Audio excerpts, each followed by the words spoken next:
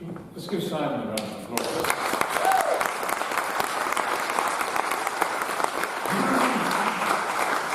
So, I've been an actor for about 57 years now. I know that's unbelievable. I started when I was 2. So I've had some extraordinary experiences throughout the world, but none more so than since I've become involved in animal advocacy, animal rights. And I'm consistently shocked by what we humans do to animals on this our wonderful planet. Every country in the world, we human beings are just shocking in our cruelty. And I didn't think that I could... Jill said she cries very quickly. I think I cry as quickly as you do. I didn't think that I would sort of leave my heart behind in so many places. I left it behind at the Moon Bear Sanctuary in Chengdu when I first went there some 12 years ago, at the dog meat markets in Korea 5 years ago, in the extreme markets in Indonesia 4 or 5 years ago. And I didn't know an awful lot about rhinos. I mean, I just thought that they were just extraordinary creatures, and they're so powerful. And I didn't immediately relate to them, because you don't feel that you really, like with a bear, not that you should, you want to go and give them a cuddle. And you don't kind of feel that way with that. You do, of course, with dogs, but with rhinos, you don't, isn't the first thing you think of, is it? Let's go and cuddle that rhino. And it's amazing to think also that the rhinos are our last link with the prehistoric creatures, like the dinosaur. They're 35 million years old, I think, and for the first time in that amazing lifetime, they're in danger of being totally destroyed.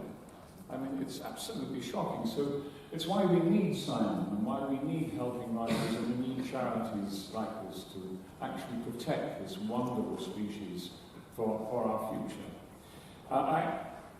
In terms of life-changing experiences, on the very first day, I went to Africa for the first time with my very good friend Andrew Tellin, who runs Orange Planet Films, to make a film on rhinos, and we've made that film now, and we're going to premiere it in about a month's time. The film is called Keratin. And on the first day that, just a magical moment from my point of view. We stayed in a lodge about half an hour away from the orphanage, and going back to my tent, as it were, a very luxurious tent, I hasten to add, I was walking in the dark and with a guide from the main lodge, and I had a torch, and we suddenly found myself walking through a herd of impala, and I thought, wow, this is magical. And then a little further along, there were some warthogs. And, you know, to be that close to wild creatures, with them showing great indifference to me, one human, I thought it was just magical. And I said to this guy, I said, what happens if we come across a lion? And he thought for a moment, and he said, well, don't run. So there's not much chance of my doing that anyway. I said, but he said, only food runs. So I thought, well, that's a good thought. So I thought I'd share this story with a very good friend of mine, a South African journalist called Adam Cruz. And he said, Peter, I'll give you a piece of advice. If ever you go into the wild, take a friend with you. So if you encounter a lion in the wild, run like mad and hope you can run faster than your friend. So take a friend next time.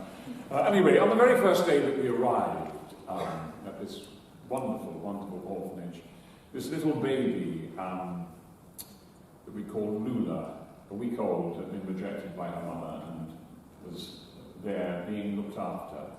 And it was such a gift for me as a human being to be able to see this beautiful 1-week-old baby interacting with this magical carer, Simone, And what impressed me immediately was the fact that this little creature was leaning against Simone, and I thought, that's what all my dogs do.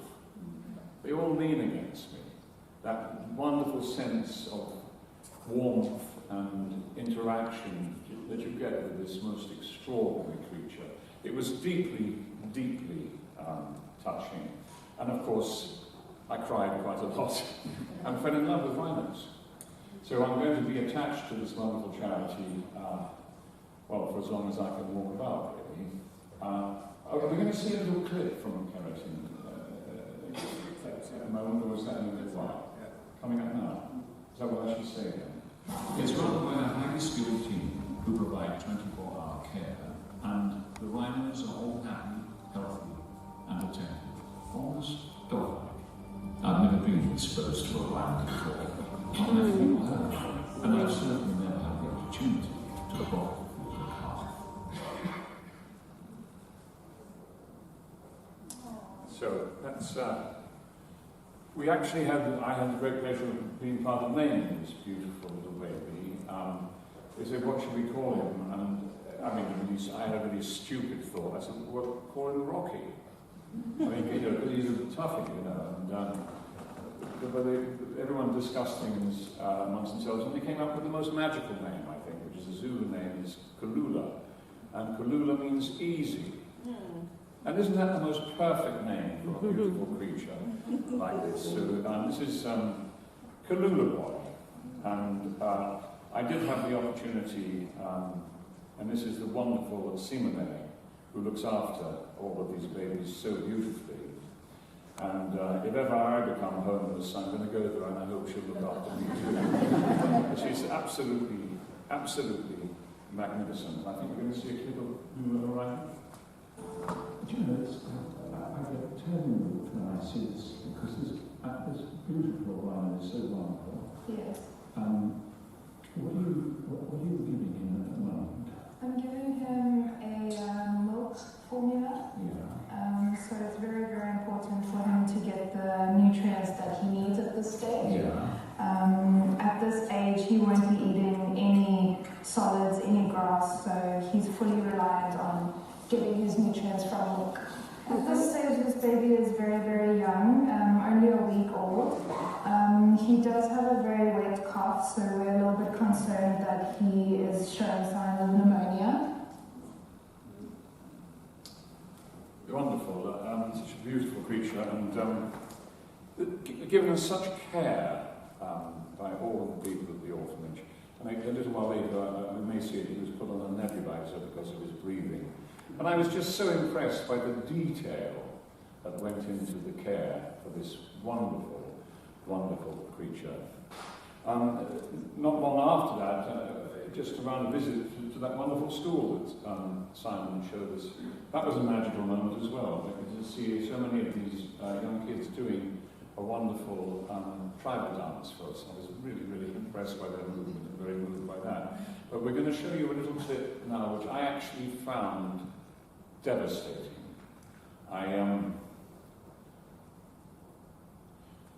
Finally, Mike fires up his chainsaw and begins the task. Oh dear.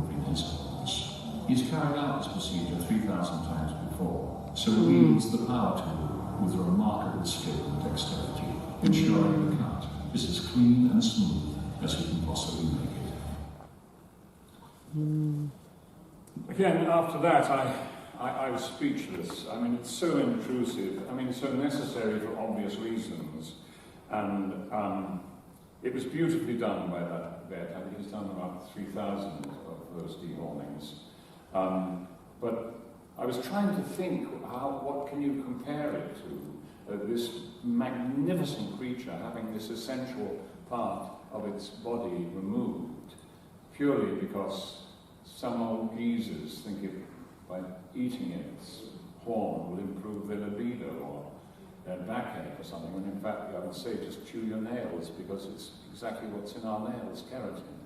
It's absolutely, absolutely horrible.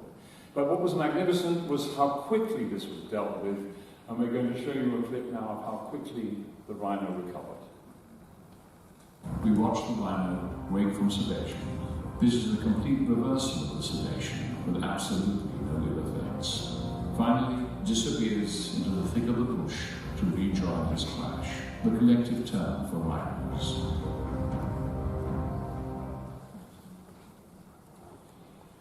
So that was incredibly impressive, and for the first time I got into a helicopter and got up and we followed this amazing rhino getting back in with the crowd. Really, it was wonderful, just fantastic.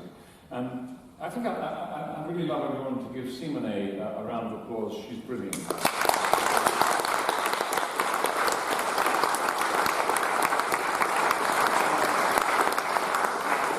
If Simone is watching this in South Africa, you're wonderful, absolutely wonderful. So I think I'm going to need to remind you now of the auction, yeah? Are we on to auctions again? You've all been reminded of this once or twice. So it's all there for you. Some brilliant, wonderful stuff. So if you haven't already and you want to, do click and do make a bid. And I hope you're very, very successful. And there's a chance to win Emma Swift artwork and name a baby rhino at Bubachita. And that's just £10, yeah? So I think you all want to do that, don't you? Yeah, go on, do it. Okay, that's fantastic. And don't forget to scan the code. Is that right, Sam? How am I doing? Remember to done. Good, lovely. So scan the code, everyone. I think that's about it from me, really, isn't it? No, we come to speak. Simon.